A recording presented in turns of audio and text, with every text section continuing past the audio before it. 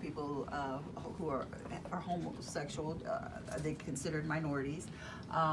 But there's always been a correlation with the civil rights, especially of black people and people that are gay. The fight that you're going through versus the fight that we go through, that we have gone through. And some African Americans might be even offended by it because they don't believe there is a correlation. What do you say to that? Well, they're different experiences, although of course there are a lot of black LGBTQ folks who are living at the intersection of these different patterns of exclusion. The way I think about it is that while these are very different experiences of harm and of progress, one thing that I've learned from being in the LGBTQ community is that my rights were expanded through the activism of people who were like me and people who were not like me. And it's a reminder that when I find myself on the sunny side of a different fence of exclusion and privilege, I got to make myself useful to others.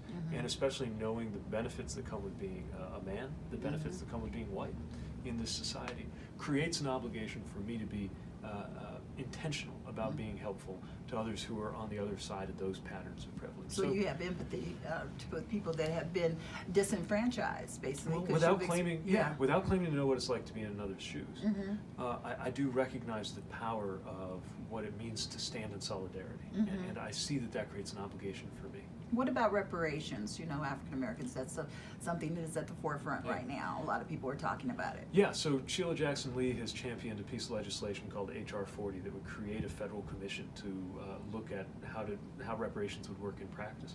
I support that legislation. I think it's very important.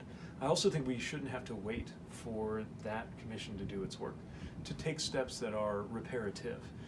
They may or may not match somebody's imagination of what reparations means, but the reason I think we got to put dollars into investing in HBCUs, the reason we got to put dollars into dealing with these inequities in health, the reason we got to be very specific and willing to dedicate resources is because, again, these inequalities happen through intention. Sometimes resources went into creating them. Not just long ago issues around slavery, although those issues affect us to this day, but also within living memory. Things like the way that black folks were excluded from a lot of the benefits of the post 9/11 GI Bill, or sorry, the post World War II GI Bill, and because they were excluded from attendance at so many colleges. And the federal housing subsidies that actually made many neighborhoods more segregated than they were before. That's right. So it means that this isn't about doing anybody a favor. This is about harms that our government created, that our government therefore has an obligation to resolve. And I talk about it the same way when I'm with mostly white audiences, who sometimes are having trouble getting their head around this idea. Yeah, they can. But who I think need to hear a message about how this is repairing what is broken. So you would be there to repair it? Yes. You believe in reparations? I do. Okay. And my final question, Byron Allen, and I know as a small business woman myself, especially here in Las Vegas, it's extreme, and I published with my husband Las Vegas Black Image magazine. Economic inclusion is, even though some things, even working, I worked in the public sector and the private sector. I was the director of micro business program within the black community, help businesses come up. I would help with business planning and projections and all of that. But the thing is, once we did all that, get the licensing, maybe even get the funding, or work 6 jobs to get funding for your business, the inclusiveness wasn't there. Could not get them because the insurance in the particular area would go up because it's a black community.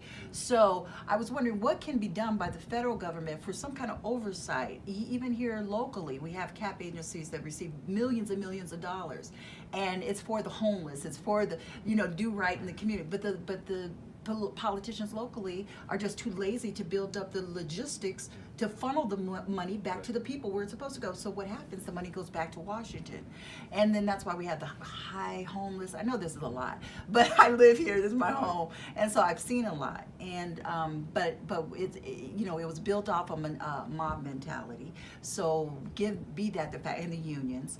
A lot of people, the people are just not benefiting from federal dollars. Even with the transportation system, they got a mandate to advertise in any any black publication.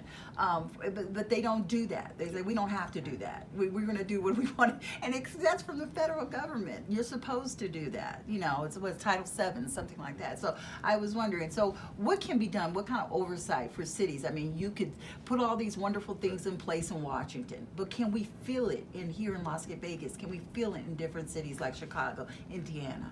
Yeah, it's why we got to make sure that when these federal dollars go out, that there's accountability to make sure they were spent the way they were supposed to be. And equity has to be at the heart of all of the different investments we're making. When we're talking about climate change, I want equity to be at the heart of that, because we know that it's black and brown communities that often stand to lose the most if we don't act, but could also be benefiting from the steps that we do take. When we're talking about infrastructure, making sure that it's done with a view toward equity, because again, often federal dollars made things worse. So you think about the way that a lot of highways wound up cutting black neighborhoods in half, sometimes often by design. That was taxpayer-funded harm. Now we can have taxpayer-funded help, but it has to have that kind of accountability, and our infrastructure plan talks about how to make sure that those dollars are used in the way that they ought to be. When we talk about purchasing, it's going to be a challenge. We saw that in our own experience. The state of Indiana made it pretty hard to establish targets to begin with.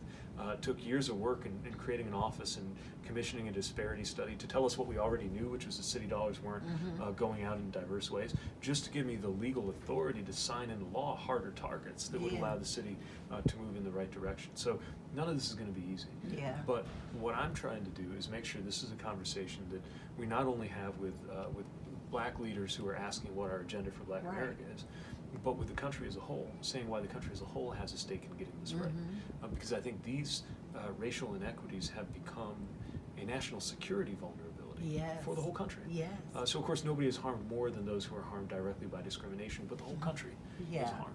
And that's everything from folks living in poverty, dealing with failure to expand Medicaid that is partly the result of racial voter suppression in southern states, all the way through to business leaders and entrepreneurs who are underrepresented, or you might say underestimated, when it comes to the way these capital flows happen. And we've got to have more transparency so that we can identify those problems, and more accountability so that programs and dollars go where they should. Right. Okay, well, that's it. I really appreciate it, and you're just such a pleasure to talk to. Well, it's a pleasure to be with you. Okay, thank you. All right. I think we did it. Okay. Yeah. Not too crazy questions. Efficient.